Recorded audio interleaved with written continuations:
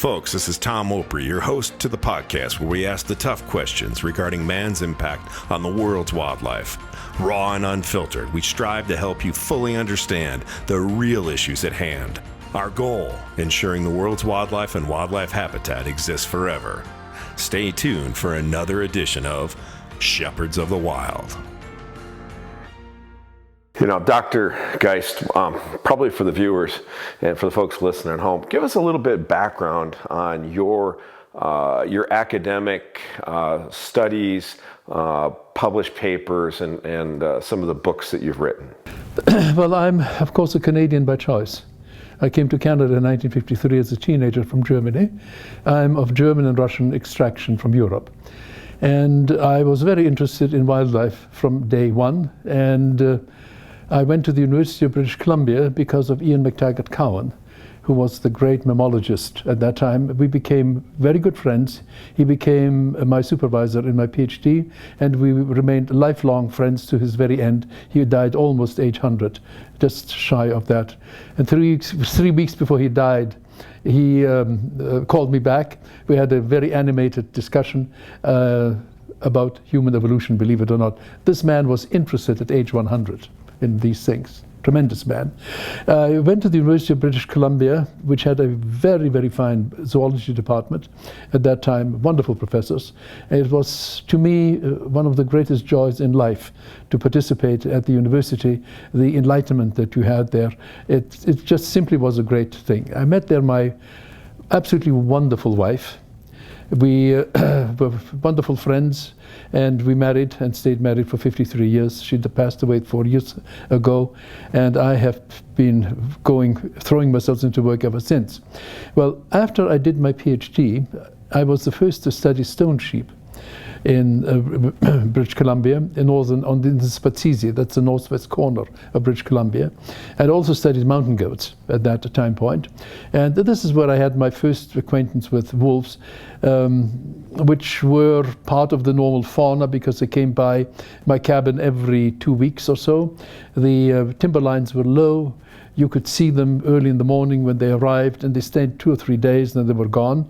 And that repeated itself roughly every 2 weeks. And so I have a very good idea what happens to everybody when the wolves appeared as such. My study, however, was not focused at all on wolves, or it was focused on the social behavior of the animal, trying to discover what made them click and how they functioned and so on and so forth. And also, what is significant is that the very first group of rams that I met in the Spatsizi numbered 22, and I spent 8 weeks studying them.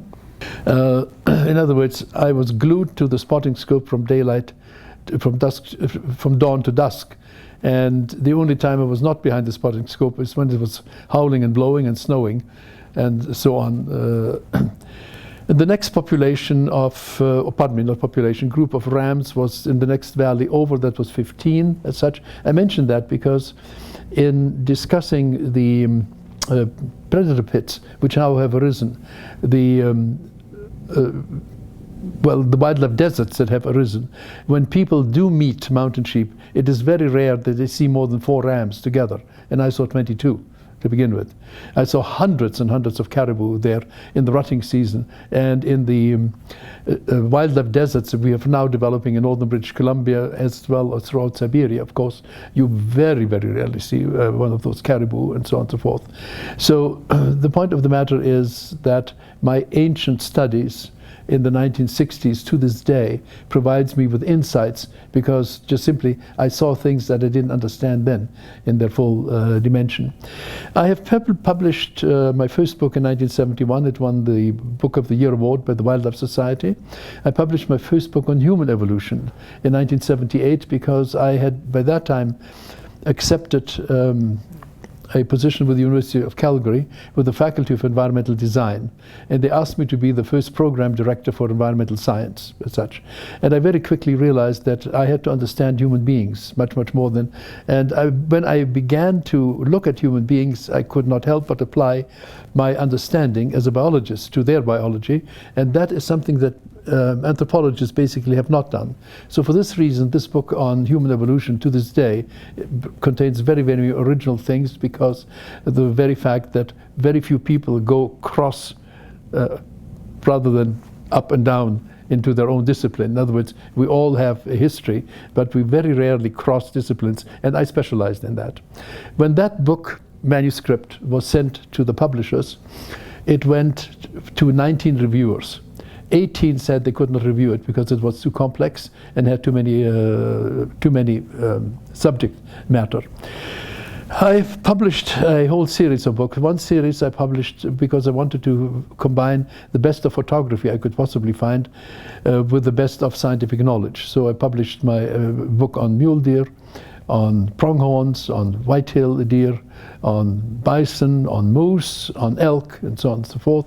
And I, for the very first time, warned about chronic wasting disease before it was so labeled.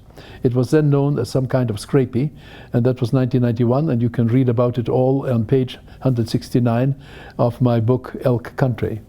It was very serious. The reason I had then good advanced knowledge is I studied this type of disease in German, because they had done some very significant work. And I try to find anybody to fault my critique, even in those days. I wrote another critique in a book on North American wildlife policy together with my dear friend Ian McTaggart-Cowan. There I provided the first review of chronic wasting disease, as well as the first review of the tuberculosis crisis that struck. And I argued very strongly against having wildlife as such in private hands, because it generates problems, and nothing illustrates that better than chronic wasting disease. We are in a terrible, terrible situation today, which I will not discuss at this point. I have produced a total right now of 21 books, with 2 written but not published at the present time. I retired in 1995, so I'm retired now 24 years. The medical situation was such that I thought I might as well quit and enjoy a few years of life, but it so happened that my wife caught cancer, not I, and she passed away, as I said, 4 years ago. And this was I've been a very, very, very fortunate individual. I've lived a charmed life, I cannot tell you that. So if I go, don't cry for me. Yeah, you've covered a lot of subjects here on your background. We're working on a lot of different projects on different subspecies of deer and different elk, a lot of other ungulates around the world, and other non-game species too. But probably right now, could you tell me a little bit about sustainable utilization in mule deer? Every fall, I managed to get several weeks off, and I studied the same population in Waterton National Park. That's about 50 bucks that I knew personally at that time, and I studied them. I didn't write a book about them. I only wrote one major paper of them, which was published by Walmore in one of the monographs of the Wildlife Management Institute. They published that. One of the outstanding features of that study was I saw shirkers and observed 3 bucks that were absolute shirkers. That means they didn't breed. They shirked their responsibility for breeding. But because they were so completely tame, I could sit beside them if I so wanted. Yeah, I was able to show very clearly that they avoided all other deer at all cost at that time. Yeah, because they did not breed, they retained their fat resources. They survived in winter. They went in excellent condition into spring, and they then started growing again, and they grew all into monsters. Enormous, enormous. And this idea of shirking was used by the Germans in the Rominton Heath, which was basically under the direction of Hermann Göring. And Forstmeister Frevert was the one who managed that. And he artificially introduced shirking there, and it increased the antler size of deer enormously. And he did it by changing the sex ratio, so that there were now 1.8 males for every female, and that generated such a rutting pressure that males under 6 years quit rutting. Only the older males did, and the males under 6 years just simply fed, rested. They didn't show any rutting behavior, and of course they retained fat, and they grew into monsters with monstrous antlers. And so Hermann Göring shot the largest, biggest trophy red deer in 300 years in Europe. It's found in München in the hunting museum at the present time. I mean, here in North America, the mule deer and elk are iconic animals. So what have you seen throughout your career when it comes to mule deer and elk? And I do want to talk a little bit about chronic wasting disease at the end, but I mean, I know where I live, mule deer in western Montana are probably at 30, 40-year lows in population. Since I retired, I have been at arm's length from all of that. Yeah. First of all, if you have an increase in elk populations, they will directly compete with mule deer. So that's one of the factors that you have. The one that we really worked on with this, Dr. Susan Lingle, who was an outstanding student, is the following. If you have severe hunting pressure on mule deer, and you reduce the number of large bucks, there will be whitetail bucks coming into the country, which will begin breeding mule deer does. The hybrids of these are not viable in the long term. They're beautifully viable in captivity. They grow into big deer.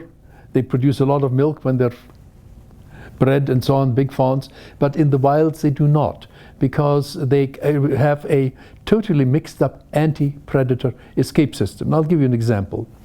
One of the experiments that Dr. Lingle performed was the following. We had made up a runway. The runway contained obstacles. Yeah? When a whitetail came running at these obstacles, they very elegantly swooped over the obstacle and pulled in their legs. Yeah? And they've just barely cleared it very efficiently and kept on running. The mule deer came and stotted, and in the stotting they went over top of the obstacle and let their feet hang down, yeah, and then landed, and they made 3 jumps, and then they went right over the 8-foot fence. They were so efficient in jumping. When the hybrid arrived, he took the trajectory of the whitetail, but the foot hanging of the mule deer, and he always fell on his nose. That gives you one example, yeah? He couldn't do it. Another example is, as long as the hybrid lives with mother, he follows mother. The moment they are freed from mother on their own, they mix up their things completely. So for instance, mule deer get up at a long distance from you when they notice you. Yeah, they get up and they quietly manage to get away. Yeah, that's an excellent strategy as long as it's 300, 400, 500 yards away from you, but not if it's 5 to 10 paces from you, because that's when the hybrid gets up. The whitetail, on the other hand, ducks down and he rests, and you don't know that he's there, and all of a sudden, a commotion, kaboom, out he goes 5, 6 paces from you. So what the hybrid is doing is he's waiting like a whitetail, and then he acts like a mule deer. And of course he gets killed by coyotes. Yeah, and there's a whole series of these things. They're the running is inefficient of the hybrid. So what happens is the hybrids die. Every mule deer female bred by whitetail deer produces an offspring which no longer contributes to the population, and the mule deer decline, and go into extinction. In Manitoba, there were no whitetails in the early part of the century. There were only mule deer. Now there are mule deer surviving, maybe 200, that's so few, in sand dune areas, and also in other places. There's still some survive along river courses where there are whitetails. Now in Alberta, we also find mule deer surviving as an island in whitetail distribution, and that's again in the sand hills. And the reason for that is the following. When a whitetail buck begins to chase a mule deer doe, she does what mule deer do when they meet a hill, on the sand hill. They run straight up like a jackrabbit, and the whitetail can't follow. He has to run diagonally on his rotary gallop because he cannot stop. Yeah? But if this is what happens, then something else kicks in, namely, the mule deer bucks sit during the rut at the very top of these hills watching, yeah? And they have exceedingly good eyes. The eyeballs of a mule deer from the prairie is almost the same size as that of a pronghorn antelope, almost, within a millimeter, yeah? And they do sit and watch other deer half a mile away. I know, because I've sat with them and watched at the same time, yeah? So the moment the female pops over the hill, a big buck will notice her, run over, breed her, and the whitetail has no chance. Because the mule deer male is hopelessly dominant over whitetails, hopelessly dominant, yeah? So if you have no hunting, you will have mule deer and whitetail coexisting beautifully. But if you do have hunting, it's very important to ensure that you have such a hunting strategy that large males survive, or hybridization will get rid of the mule deer. Predation. Oh yeah. Yeah. That's one of the issues that I've seen over the last 10 or 20 years with the return of the wolf in the Rocky Mountain West. We're looking at precipitous drops in numbers of, whether it's due to, predation coupled with bad winters. And competition from elk. What is the recipe there, and how does it work? Well, again, as I said, I've been a bit away from that. And my recipe would always have been to balance artificially. That's because we can do that. All the populations. You have elk, but not too many. In other words, limit your elk. And you can do that by hunting very, very well, yeah? The other thing is, of course, do go and create habitat. And that means that you need regular burning, which is a wonderful tool. And this is what North American Indians used to do. They civilized the whole continent by burning, and very cleverly. They created by the time Columbus came to this continent, they had civilized the continent in the sense that all the plant communities were subservient to human needs. So burning is nothing bad. You can use it very intelligently in wildlife management, and that's what I would be using. The other thing that I would be suggesting is that when you have whitetails and mule deer meeting, hunt the whitetail hard. I live in a state where they have one deer tag, and they use it to manage 2 different species of deer. What are your thoughts on that? Be a bit more specific. Well, let me put it this way. You have right now a real problem. And the Boone and Crockett Club may not be very happy about it, but it's their own data. They see now a decrease in the Boone and Crockett Club scores of whitetails. And it's going down, down, down, down, everywhere. The exception is a group of ranches in southern Texas where the score is going up, up, up, up, up. Now, the reason the score is rising there is because they are not killing the large males, which propagate large body size and antler size, yeah? And this problem is an ancient one in Europe. And they solved it a long, long time ago. There's nothing new about it, yeah? What they instituted was a graded system of permits for hunting, yeah? So the system that they had for red deer was they had class 1 stags, which are the large, beautiful, big trophy stags, and a class 2. The class 2 are the future stags, which will grow into big stags yet. Then they divided class 1 and 2 into A and B. When you are hunting, the expectation is that you will leave class 1A, those are the real trophy ones, alone. Those are the breeders. Those you don't touch. You kill class 1B. And the same thing happens with the A class. If you have a stag that has beautiful potential for the future and is still small, you leave him alone. You kill class B stags. That may be a little bit too much to ask for in North America, but one thing that we could always do is the following. If you buy a license, you can only shoot a fork horn, that's it, or a spike. Yeah. That's if then you get into a competition with how do you call it again when you gamble? Permit, yeah, on the permit basis, so that you have a small number of trophy bucks to take out. You know, another thing could be, and I've been very, very unpopular when I've mentioned that. you will only allow somebody to hunt a trophy buck if they hand you in 10 jaws of fawns, because that's what they should be hunting. Yeah, we should be moving towards selective hunting. The idea that anybody can go out and blast the biggest buck that he's seen is a bit outdated, unfortunately. Yeah, but we can do better. But at the same time, we have greater problems than that in front of us. We have, first of all, to make sure that we have any deer and ungulates to hunt. Because when you do have what is happening right now, the dispersal of wolves into public land, your ungulate populations decline, and some of the examples are very startling.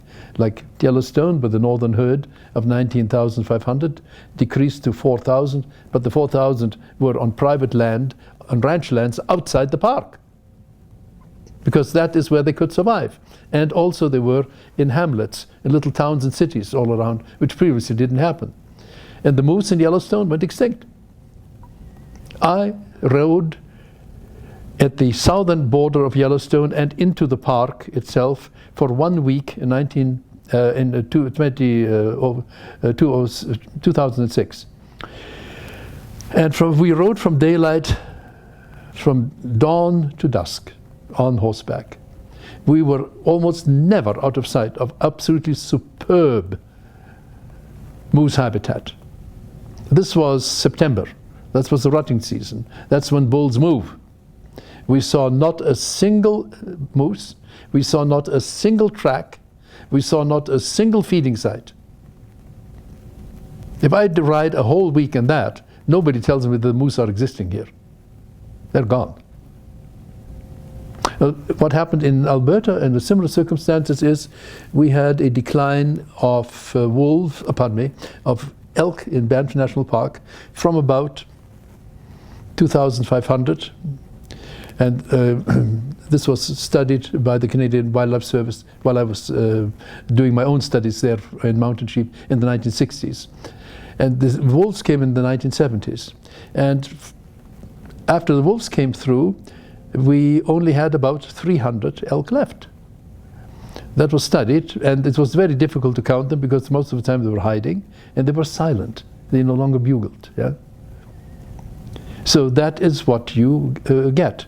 So right now, the wolves, of course, spread not only out to the park but into the forestry reserve outside the park, and the forestry reserve emptied itself of elk onto private land, and moose went literally 100 miles out into the prairie and were found in little coulees wherever there were some bushes. Yeah, that never happened while I was there as a professor up to 1995. That is a phenomenon that has happened since.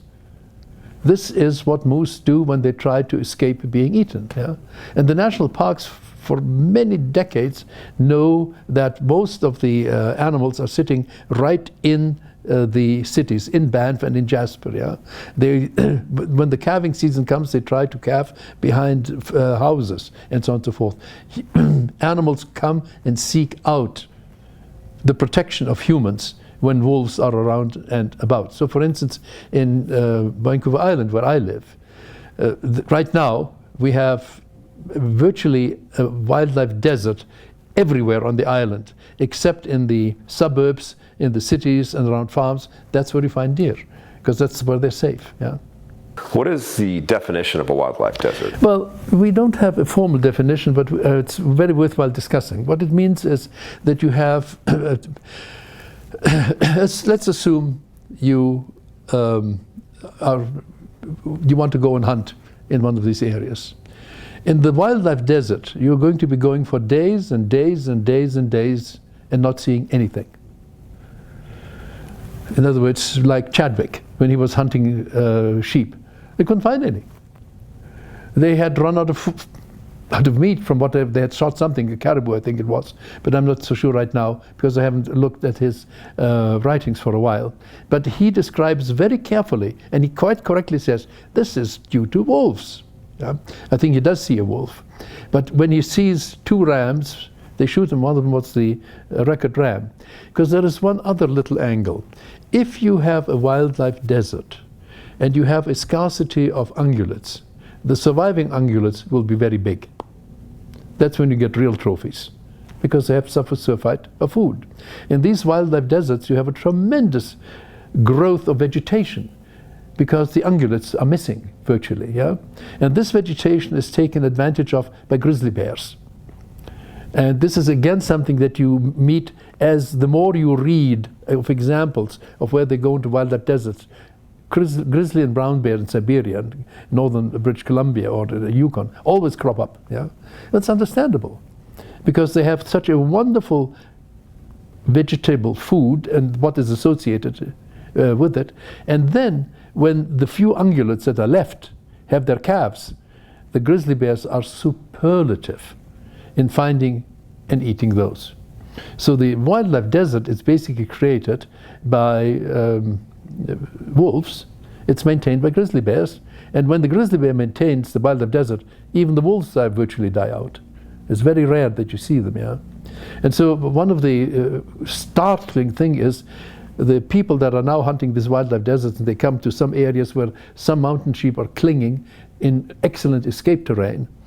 They may find 2, 3 rams together, 4 rams, yeah? The scarcity of rams is so striking. When I went into Spazizi, where I did my studies on mountain sheep, the first population of rams, first group of rams I found was 22. And the next valley over, there were 15. I spent 8 weeks studying that group of 22. That is where I basically began to decipher what their movements and behaviors actually meant as such, yeah? But look at that difference. And so I had been interested, how do you break a wildlife desert? How do you create this, how do you make sure that you get wildlife back onto it? And it is predator control. And predator control in Canada was almost automatic in the 19th century, well, up to the 1970s or so, because we had trappers on the land which used dog sleds, not skidoos. They were not available in those days, yeah? And with dog sleds around, wolves do not tolerate dog sleds. And I've mentioned one of the most vivid descriptions of that comes from Greenland, where, what's his name? It'll come in a moment. A meteorologist describes his fate being stranded at night in the Arctic winter in a Met station, and 2 wolves are trying to break into it. And he manages finally to kill those 2 wolves. And he's waiting anxiously for supplies to come. He now he rations everything, yeah? He doesn't understand why the supplies are not coming through. Has he been forgotten? Well, he hadn't been forgotten. But those that tried to bring supplies, tried to bring it with dog sled. And in the winter night, the wolves cut them down every single time. That man almost starved to death before he was rescued, yeah? And in Greenland at that time, the natives said, we have either areas where are people, and we have areas where are wolves, but we do not have areas where are people and wolves, yeah? And the main reason is because they had transportation with dogs, yeah? And dogs and wolves just don't tolerate that. And can you imagine the Arctic night, what it is like to travel with the dog team and not being able to get through as such. When it came light, I guess I could shoot better. That's what it amounted to, yeah. They exterminated wolves in Greenland in the 1920s, 30s, something thereabouts. But wolves came back from Ellesmere Land, from Canada, again. So this is a good example that shows you that how difficult it would have been for the trappers to maintain transportation by dog sled if wolves were about. So of course they killed wolves. They killed wolves also because the wolves destroyed their fur, and because they scared wildlife so badly that these people could run out of food and not be able to shoot anything. And this was very important to these desperately poor men, There was no social network that helped them. The only way they could get any money was by trapping during these decades. It was taken advantage of course, and they got so little money, $300 to $500 a winter. That was all that they got out of it, yeah. And so they were not very happy with wolves. And of course, 60,000 trappers in Canada probably were opposed by about, at that time, 30,000 wolves. The wolves were very, very smart. They are observation learners. They met again and again hostile people. So we had during the 1920s, 30s, 40s, 50s, 60s, 70s, extremely well-educated wolves throughout Canada, and they didn't attack people. Of course not. But there was also poisoning to put the pressure down. So we had no problems with Haddadi disease, for instance, yeah. And in the south, the wolves were being removed by government trappers, basically. And the net result was actually so very favorable, because although the wolf population was reduced, the wolves lived in intact packs. And because they grew into giants, they were very, very large, because if you reduce the number of wolves, the wildlife comes up. And how much does it come up? Well, if you had 19,000, 20,000 elk in Yellowstone, and after the wolves went through, you had 4,000 left, but they were outside the park, and only about 400 were left inside the park. Basically what it amounts to is that if you remove the wolves again, you'd be back to 20,000 elk again, wouldn't you, Ben? So if you have a situation where there are wolves and you remove them, by how much do you anticipate an escape of wildlife, and by how much will they increase? It's about tenfold. So it's very, very worthwhile doing wolf control. And even if you don't quite succeed in eliminating the wolves, you still are going to have an escapement. And that's what we had when I was a young zoologist in Canada. Yeah. We had tremendous wildlife populations. And on tremendous wildlife populations, the remaining wolves, they were thriving. And of course, they grew into giants. That's the myth of the great Canadian wolf, yeah? It was as big as whitetail bucks. So Native Americans are First Nation folks. So Native Americans and First Nation people in Canada have historically, and you can tell me, how they've managed predators and how that relates to today, and how we have government agencies or parties, political parties, stopping the management of predators. Yes. Well, first and foremost, what I've just told you is really very new, in the sense that we have been arguing for a very long time and questioning why the wolves in North America did not attack people. I was the one who discovered why they didn't. Yeah. That has to spread out, and the story has to spread out. Right now we are in the grip of an environmentalism that is malignant in my views, but they're trying to, of course, stop all hunting. It's not just simply they try to stop hunting of predators, they try to stop all of hunting. And I have, of course, the opportunity occasionally to speak confidentially with government ministers. Now, the North American model assumes that our decisions are based on a good understanding of the animals, in the sense of being good scientific data, facts. We are trying to work on that basis. That never works in the cabinet politically. And what I'm being told was the following: yeah, I know. Our biologists are producing good work, but when it comes to cabinet, we don't follow that. We follow the notions of the animal rightists and environmentalists. The reason is very simple. Our cabinet ministers depend on re-election, on those voices. And they're simply afraid to follow the North American model. That's the problem in British Columbia right now. Yeah. There are very good people in government which know what I'm talking about from personal experience. They've been trappers themselves, yeah. They know that. They know that the errors that are now being committed in this. But we are against a pseudo-religious mentality that thinks that protecting animals will be their salvation. No, it's not. The salvation of animals is when they're being cherished, when they're being looked after, when they're being counted, when they are being managed, when they're being utilized. And there's absolutely, and we evolved, of course, as meat eaters. Like it or not, we have physiological systems in us that depend, or that evolved because of meat and nothing else. To give you a little example, elastin. We have an enzyme called elastase, which digests elastin. Elastin is only found in animal tissue. It's not found in plant tissue, yeah? I'll give you another example, which I think is very funny. We all know correctly that trans fats, as generated by modern industry from vegetable oils, are very dangerous. Very dangerous.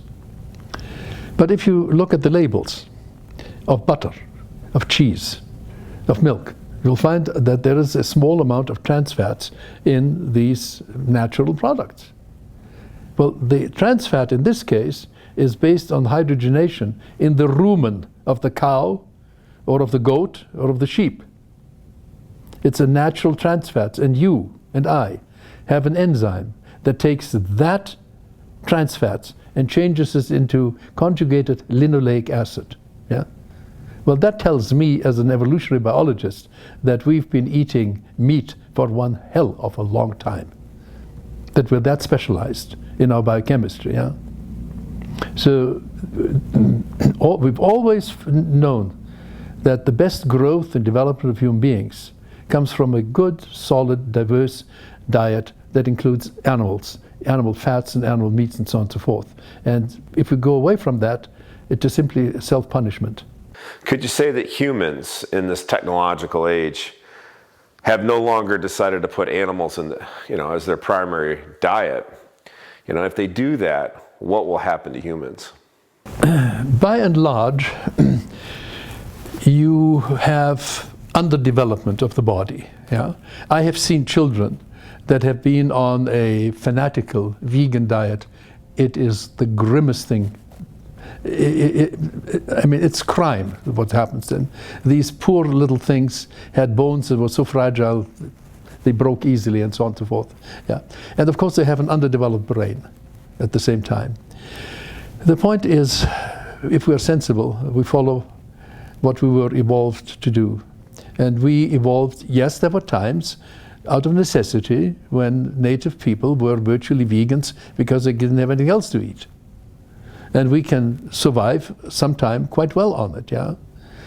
But we are doing much, much better in terms of health, in terms of development, if we have a balanced diet that includes the wildlife. And the meat that you get from wildlife is so superlative. It is so superior to what we normally do. And so venison is the equivalent of good grass-fed beef, you see. And the distribution of essential fatty acids is so favorable in wildlife. And these acids help our brain development. You see, most people don't realize that the best developed human beings ever were about 40,000 to about 20 years ago in Europe. Yeah? And they were eating, these were reindeer eaters. We're descendant of those people. Yeah? And during these reindeer eating phase, they were in a luxury diet. And the body development was so superlative that it has never been matched in modern times. And as a measure of that superlative development is their brain size. The brain size of our ancestors eating the wild meat of Northern Europe was 1,500 cubic centimeters. That's 200 cubic centimeters bigger than our brain is today. This is embarrassing, I know. But at the same time, these are the facts that we have to face. Yeah? Human beings thrive on good marine source diet, seafood diet, wildlife diet, and so on and so forth. The most important thing is not just simply the animal or the plant matter, but diversity is a very important aspect of this. I taught how to maximize health for 27 years to graduate students whose average age was 27, by the way. Give me a description or a definition of the North American conservation model. The North American wildlife conservation model arose, I wrote it because I was challenged. We had a crisis on hand. We still have it. The crisis is the private ownership of deer and elk. And I was arguing with colleagues from the Canadian Wildlife Service, senior colleagues about to retire, that what they were supporting the privatization of these animals. I said, you are destroying your own system of wildlife conservation. Back came to me the challenge, we have no system of wildlife conservation. I said, you damn well have, you do, I'll write it down for you. And so that's how I began. I wrote for the very first time, and I had at that time 4 pillars at that time, and I spoke about the others, but I had not made them into pillars yet. I wrote a total of 23 papers or book chapters on that, and we evolved eventually to the idea that there are basically 7 basic pillars that support our system of wildlife conservation as such. What makes it unique, it is something that is uniquely American, because I didn't think of these pillars, it's you who thought about them. I was the one who abstracted it at first, and it ran, by the way, initially into such opposition that the major book in which I have published it, which was together with Dr. Ian McTaggart-Cowan, it's called Wildlife Conservation Policy. And we thought that we had developed a reader. And I wrote about the North American system of wildlife conservation. And I was denounced. The book was not reviewed by the Wildlife Society. They wouldn't touch it. They still don't know that it exists, right? And it was only saner minds, which eventually picked it up, like Shane Mahoney, for instance, and John Organ, that began to organize it. The Geist is not a communist. It's just simply what we have done. It's not his fault as such. The Texans initially opposed it, but don't worry, they came to their senses, that they thought that I was writing something in opposition to the Texas style of wildlife management, that I was opposed to private ownership of land and of wildlife conservation. I'm not. I'm enthusiastic about the fact that in North America it is possible to have individuals have private land and, in the spirit of public service, do something to that land to show how wrong the policies of preservation, for instance, are. I'll give you an example. Right now, the national parks in the United States are complaining about the fact that they're losing biodiversity. That means animals are going, species are going extinct on their land. At the same time, invasive species are increasing at a very significant rate, and right now, according to their own data and their own websites, they have about 6,500 invasive species in the national parks as such, yeah. So what you have is protectionism does nothing. Nature knows best, yeah. The way we manage, we do nothing. We just sit back and watch. What you really have is a degeneration of the landscape by virtue of the loss of endemics and the increase in foreign species that don't belong there, yeah. Now, one gentleman, Mark van der Poel in California, vehemently opposed to that, had bought himself a little plot in California of 14 acres, pardon me, of 14 acres. That was 28 years ago. He looked at the plants that were there, and there were 60 plant species on his land at that time. 28 years later, he has 235 species of native plants, plus 135 species of invasive species. You see what private action on private land can do? How significant that is in comparison to the mismanagement of the national parks that is taking place on this continent now, yeah? This is something to learn from. I'm working with Texas ranchers wonderfully on managing deer. They are, when hunters come in order to kill deer, they determine what is going to be taken, yeah? And it's not the biggest bucks. They survived. And on those ranches, the score is rising steadily as a result, yeah? It can be done. But you can't do that on public land, but you can do that on private land. I'm enthusiastic about the fact that private land can be such a leading factor in understanding how good management can be done. I'm not opposed to it. However, wildlife in North America is in the public domain. It belongs to the public at large. In Europe, it's 180 degrees around, different. Wildlife is tied to there is a fiction that it belongs to the public. The reality is it belongs to the person who owns the land, as such, yeah? And that's your very, very first pillar. And as you can see, the American model is 180 degrees reversed from the European one.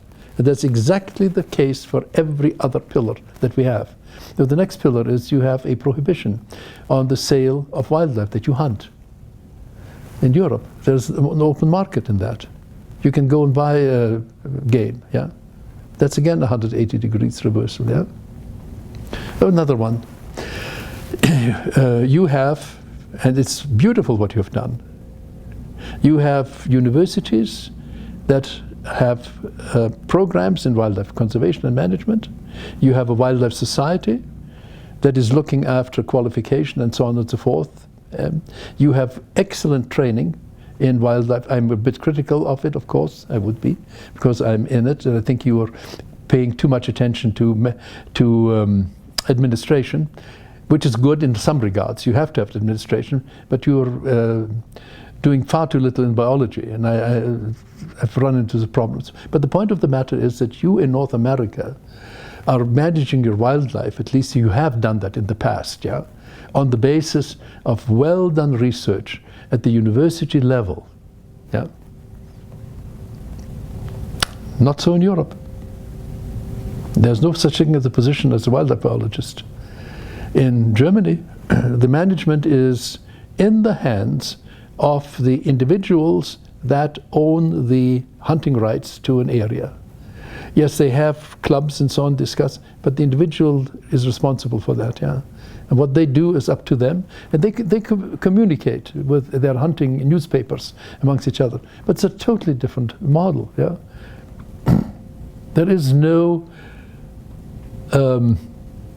managed input of scientific knowledge as you have in the North American model. And that's what makes it great, yeah. In the North American model, you and I can go hunting because you and I are citizens that are free of any crime. We can own firearms for that reason. And the North American model depends on the ownership of firearms. Otherwise you can't hunt, yeah. Therefore your model is not exportable.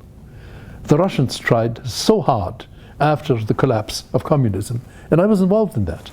They wrote me, they asked me to write papers, they translated my work into Russian, yeah? And they were telling what a wonderful thing it is when wildlife belongs to the public at large and is managed in the public domain. They failed. The oligarchs got the better hand of it. So today you have wildlife deserts all along the river systems, all along the major roadways, all around the cities and towns and so on and so forth, yeah? You've got poaching problems like you wouldn't believe it. Because the people in Siberia, particularly, are far away from Moscow, yeah? And they can do it. It's tragic, as usually, so much in the Russian system. So they see no value in wildlife except for what they can extract personally? Well, they see wildlife, but it is something that they try to enrich themselves, or they have a system in which individuals control the land and enrich themselves, not the state. Yeah. Nominally, this wildlife belongs to the state. They always have that, but it's meaningless in terms of the next step. What do you do? Yeah.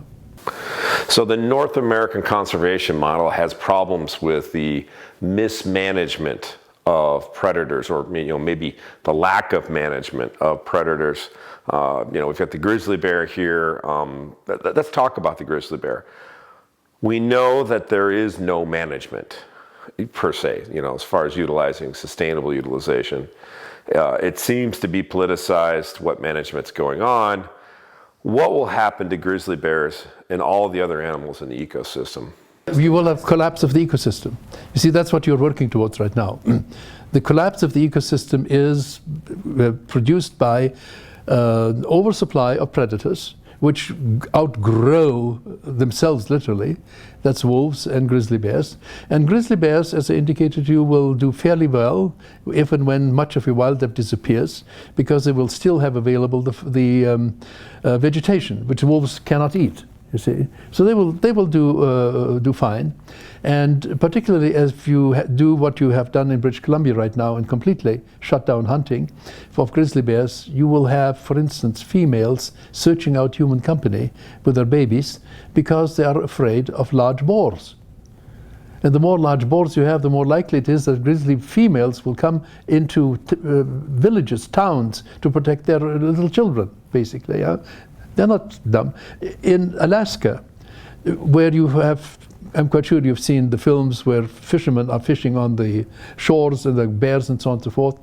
A friend of mine who has been studying this for decades finds that in very good fishing areas, yeah, the female grizzlies search out people to leave their cubs, then they go fishing, because the cubs are safe from boars. So this is something. Now, the way to manage grizzly bears is the way that I experienced them when I was a young zoologist in Wells Gray Provincial Park in British Columbia. We had bears like you wouldn't believe it. They were everywhere, but you never saw them. You never saw them. You saw their tracks over top of yours, yeah? You knew of them at night when they broke down a fence and you could hear it, yeah? But you didn't see them. The reason was that in Wells Gray Park at that time, there were no hikers. Can you imagine the 1950s? We didn't have the hiking craze. There were no environmentalists running around and about with little bells dangling from their... That wasn't done. The people that were there came as hunters. They were armed. They were prospectors. They were armed. They were biologists like myself. We were studying moose. We were armed, yeah? Everybody was armed. We didn't kill any grizzly bears. The reason was nobody wanted to shoot them. Nobody wanted to shoot a grizzly bear. What the heck would you shoot one for anyway? What do you want to do with it, yeah? When you had moose that are so much better to eat, yeah? Or a black bear that has even a finer skin, a hide, than a grizzly bear, yeah? The only grizzly bear that had been killed in Wells Gray Park when I left in 1960 was one killed by a friend of mine, Faye Hartman, on instruction from the Victoria Museum in Victoria, the government museum. He killed one grizzly bear north of Azure Lake, as such. That was the only one ever killed in that, yeah? And they were very, very well behaved. Now, grizzly bears kill other grizzly bears. We have a beautiful study recently where they took cameras, attached them to grizzly bears, and counted what they did, yeah? We discovered they were killing moose calves and reindeer and caribou calves in masses, but one grizzly bear, 10 years old, met a 6-year-old female grizzly bear, killed her and ate her. Yeah? Grizzly bears will kill females, boars will dig them out of hibernation and kill them. Yeah? They will kill the young as such. And so the grizzly bear is designed by nature to be very, very careful about anything approaching. Yeah? The one thing a grizzly bear cannot habituate to is being stalked. Take advantage of that. The way to take advantage of it is to have a very inefficient grizzly bear hunting season. So you have young men running around with guns. Oh, they are cocksure of themselves. And that translates. The grizzly bear notices very, very, very quickly when people are afraid of him, or if the people are bold and too dangerous. And a human being carrying a gun is bold. Yeah. And if you do that, if you have inefficient hunting with young men roaming around about, killing once in a while a bear, yeah, you will have what I call the freedom of the woods. You can go and have a picnic anywhere you want to. You can have, you can go in the campgrounds without fear of anything interfering with you. because the predators are very, very shy of human beings. And I experienced that when I was a young zoologist in the past. It worked. The only problems we ever had with grizzly bears was in Banff National Park. I was charged and treed by a grizzly bear in National Park. One of my students sat quite a long time in a tree, charged by a grizzly bear. We put out igloos to observe in wintertime when it's very, very cold, mountain sheep. Grizzly bear came and ripped them to pieces. Yeah? We never had the slightest problem in areas where grizzly bears were hunted. Now, I have been attacked by wolves twice. I've been attacked by grizzly bears. I've been attacked by black bears twice. I've been attacked by coyotes at one point. That is something that you expect to happen in the lifetime of a zoologist that works outside with animals as such, yeah? So my suggestion when it comes to carnivore management is, well, you see, if I had my druthers in the national park, I would not allow anybody to go on the trail into the mountains unless they carried a gun. First of all, nothing would get killed because the grizzly bears would be out of the way. But they're not out of the way. And so the greatest, the number 1 and 2 killing spot for grizzly bears, and that's recorded in the official reviewed wildlife literature. The number 1, 2 spot is Lake Louise in Banff National Park and Banff's town site in Banff National Park. That's where more grizzly bears have been killed than anywhere else in North America. Why? Frightened environmentalists.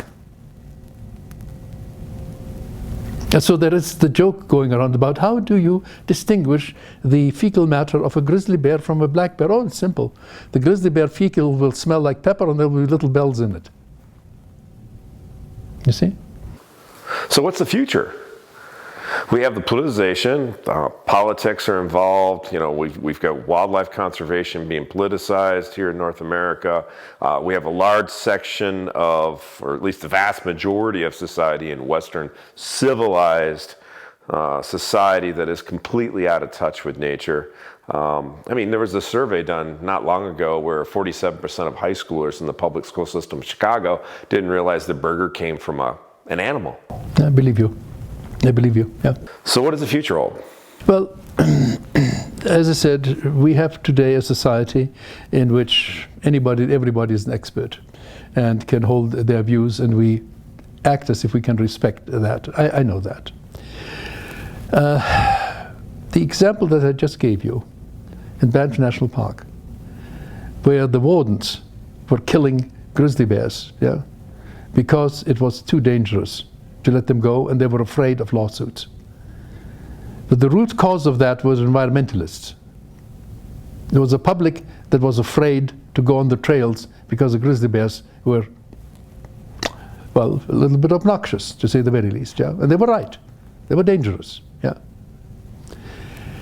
Now, if it were Europe, I would say that the wolf situation is going to evaporate as soon as urbanites walking their dogs in the lovely forests around it return with an empty collar, the wolf having eaten their dog. That will happen. That has happened. It's not happened frequently enough, but it will happen, yeah? Then you have the political movement afoot. And there is already a good amount of writing that points in that direction. So as the wolves in Europe will increase, you're going to get into that situation, and invariably a child will get killed, and then the reversal of policies sets in.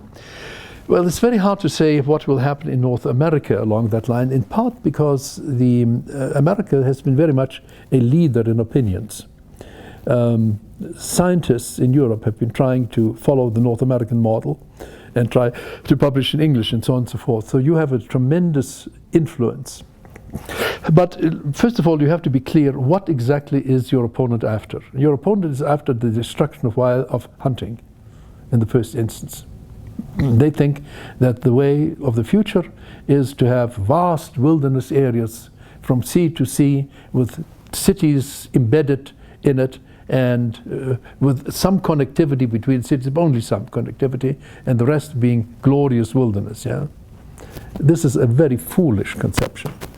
They will also argue that ignorantly, that we should get back, bring back America to the state when it was like when Columbus came.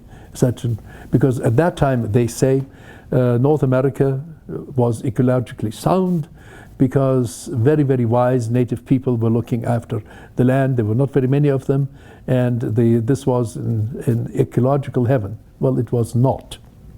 And we know that. We know that from the writings of very, very able explorers that came in and actually saw what was going on. And what was going on in North America shortly after Columbus landed was this was a continent overpopulated by people, starving much of the time. Wildlife very, very uncommon. So Alvarez Cabeza de Vaca, who was a nobleman from Spain, a falconer incidentally, very interested in wildlife, spends 8 years from Florida to Mexico, and in those 8 years doesn't see a single alligator. He doesn't see a single wolf. He doesn't see a single elk. He doesn't see a single javelina. He describes that the natives go deer hunting in Florida, and the natives take wood and water along, because where there is wood and water, there are no deer.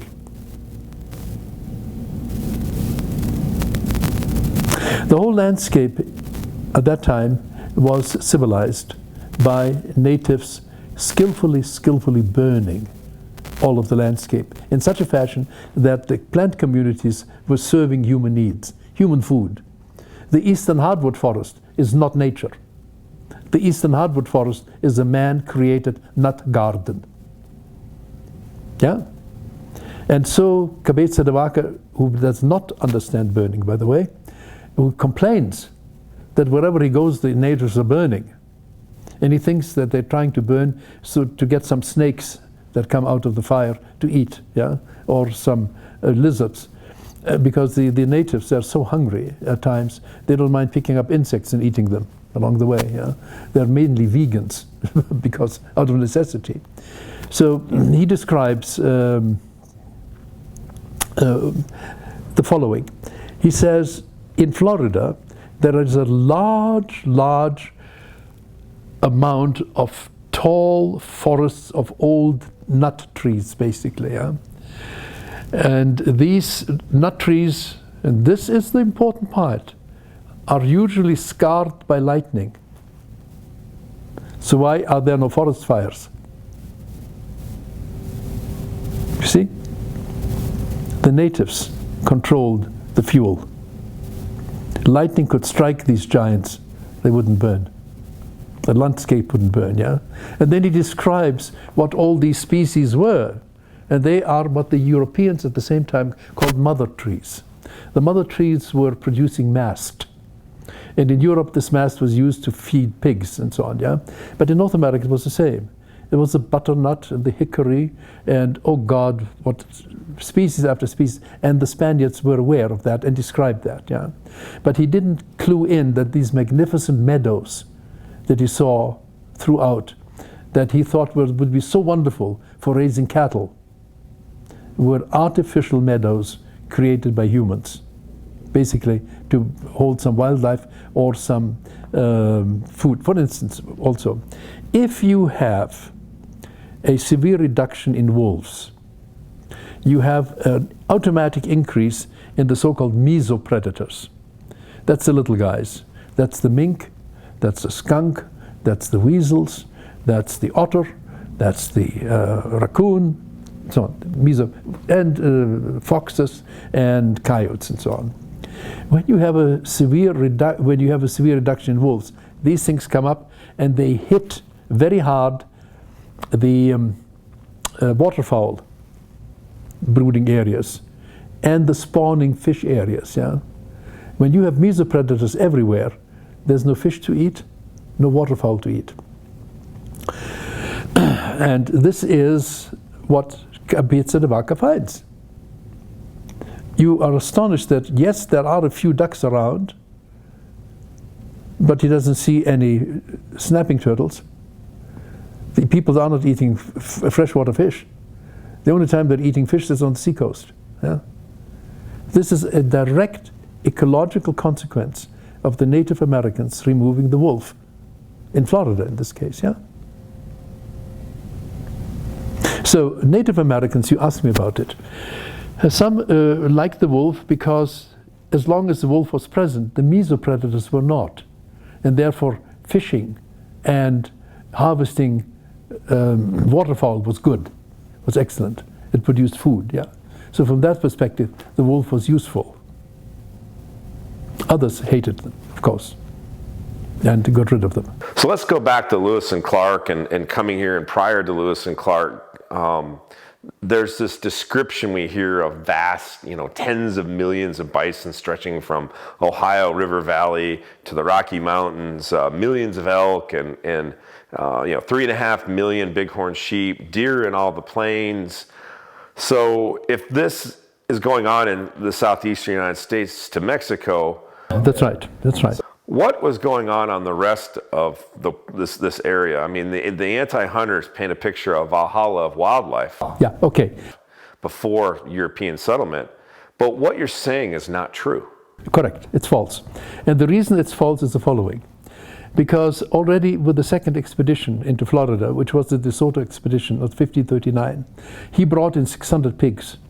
And he moved European pigs through Florida slowly into Louisiana and so on and so forth. There began the mass die-off of people. And they were smart enough to realize that even contacting these whites was a danger. They fled and didn't work. They still died of the diseases, yeah? When he came to across from Florida, he came into the countryside where there were a lot of palisaded villages. And each palisaded village was in sight of another. The reason for the palisades is they were warfare, a perpetual warfare. And in between the villages, De Soto found for the first time turkeys. Yeah, he didn't find them in Florida because they'd all been eaten as such.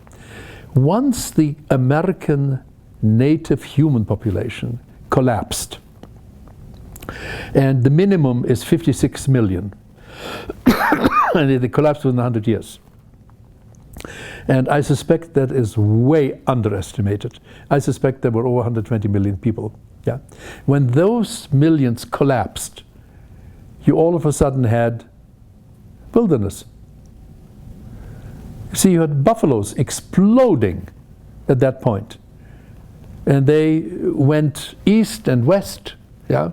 And that's where the big buffalo herds developed. There were no huge buffalo herds before that. The passenger pigeon. Oh my God.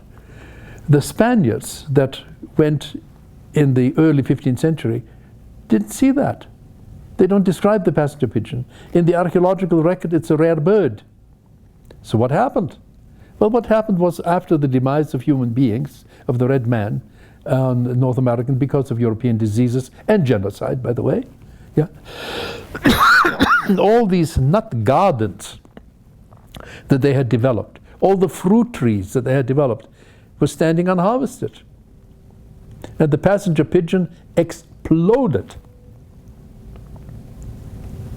They were taking over at the present time. That's where the phenomenon of the passenger pigeon arose. And the bison were multiplying. The elk were multiplying. Pardon. So that's where it came from. You see, this is when in the 17th, 18th century, what the travelers saw, they thought was original North America. It wasn't. It was the North America that saw the consequence of the near extinction of the red man in North America. That's where it came from, yeah? And then, of course, came the second wave of extinction in the 18th, 19th century, where the bison were considered to be such a threat, basically, to national security, that the military organized the extinction of the buffalo. That's what happened. So Teddy Roosevelt came, out in the 1800s and was riding around looking for bison. And of course, that's the story that he wrote, as he was riding around the Rocky Mountain West, looking for a bison to hunt. It took a long time, and he went a long distance across several states, and he didn't even see one bison. No, your army was very clever in how they organized this. It was a very embarrassing situation for the army. Sherman and Sheridan were the two generals that had brought total warfare in the Civil War, of course, to Georgia and so on and so forth. And they were in charge of Oklahoma Territory after the war. Yeah? And I have been reading some of the things that Sheridan wrote, and it was very clear he is really interested in the number of bison. And the best hypothesis is that he realized his problem is that the natives living on bison were enormously healthy, enormously capable people. Yeah, the kill ratio was 4 dead soldiers for every dead Indian. That's a great embarrassment. And they, of course, won the Red Cloud War. They caused the army to withdraw from Yellowstone as such, Red Cloud. Red Cloud was then invited to Washington, came, he was a smart man. He realized what he was up against and he gave up. At any rate, the native Indians were doing very, very well. And the way to destroy them was to destroy the buffalo and then put them onto reservations and to maintain them there. And that was their fate. On a side note, it's interesting. My wife's mother's maiden name is Sheridan. But by the way, Sheridan then... He's a great uncle yes. to my wife. Interesting. And by the way, Sheridan turned around and he promoted wildlife after that. He was very much involved in the creation of the Boone Crockett Club. Yeah. No, I didn't realize that. Oh yeah, and it was the army that went into Yellowstone and for 16, 17 years was there, and they saved Yellowstone, basically. They saved the North American system of national parks, yeah, because they were being plundered to the nth degree. And there is a wonderful book, I think the gentleman's called Hampton, How the United States Army Saved Our National Parks. It is a wonderful book by a historian with a lovely sense of humor associated with it. Yeah. So what do you say to people, the non-hunting public, you know, the people that are really disconnected from nature? What do you say to them about the importance of hunting? And why do you say, you know, and what do you say to these people about why it's so important to either continue the North American conservation model, or what else do we do? Almost, well, to begin with, you will have in North America wildlife reverting to private ownership, because wildlife is still being cherished by people, and you're going to have a very brazen European model of wildlife management on private land.